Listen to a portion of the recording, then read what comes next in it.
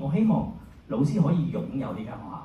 我以前我細做仔嗰陣時咧，啲老師成日都係咁嘅，點解要擁咧啫？唔知你有冇聽過啲老師咁樣答嘅咧？個家長問佢嘢嗰陣時就話：校方咧就咁樣決定嘅咁樣。咁我覺得好有趣喎，校方究竟係咪你咧？唔知你啲同事有冇係咁嘅咧？咁樣咁所以我好想，如果我真係有機會帶呢間學校，呢間學校可唔可以變成係啲老師係擁有呢間學校嘅咧？我信一樣嘢嘅，你幾勁都好，你幾打得都好，都唔夠一班人一齊。一班人一齊係勁過一個個人嘅力量嘅。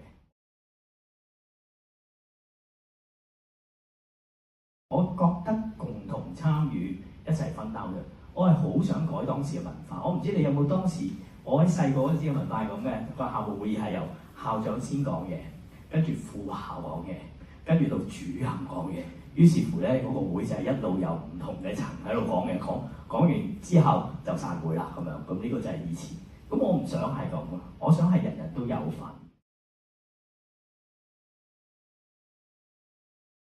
最怕係咩咧？最怕就係能量外耗，最怕是非多，最怕每時計較。我哋叫啲同事唔好口出惡言。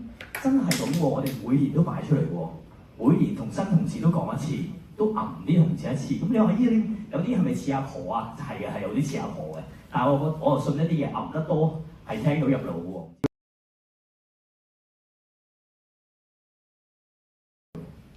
culture 同埋 vision 咧重要，點樣建立你學校嘅 culture 同埋 vision 咧？我自己就有呢個咁嘅睇法。最近睇呢套 TVB 嘅電視劇，我幾中意佢一路講嘅啲説話嘅，係啊。我話15萬個員工就等於15萬個包袱，公司只會越行越慢，有一日再行唔到前。咁你記唔記得當年我同你講過乜嘢啊？企業係人嘅企業，啲15萬個員工咧，其實同你同我都一樣，大家都係公司嘅持份者。咁點解佢哋唔可以翻喺到公司發展翻嚟嘅成果咧？我都係深信人唔係包袱咯，佢哋每一個人都係我哋公司嘅靈魂。我哋只係一隻領頭羊，我哋應該有序控制部分咁，而帶領住公司一步一步向前行。點解我好中意呢段咧？我覺得佢好似講俾我聽咁樣，係。點解我覺得人就係資產咧？我覺得喺學校裏邊最重要係呢樣嘢嘅。呢個係我團隊嚟嘅，我好中意呢張相，個個都有唔同性格，個個都有唔同才能，但係我希望我哋個團隊係和而不同。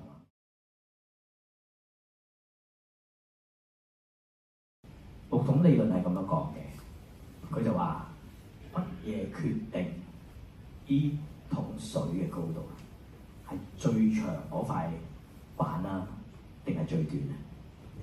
好明顯係最短啦，係咪啊？所以作為喺我哋做領導啦，喺學校裏邊，可能你面對好多唔同嘅同事，有啲好叻，有啲可能冇咁叻，有啲行得好快，有啲可能行得慢啲，有啲好細個就出嚟做嘢，我呢啲，但係有啲真係好後生。咦，原來我哋係面對緊好大一個 variety 嘅情況，點樣可以將成個團隊箍翻埋一齊，令呢啲短板都可以慢慢升高，以至你成間學校再嘅水會再高啲咧？呢個係我覺得好值得我哋去諗。人都係始終最重要嘅資產。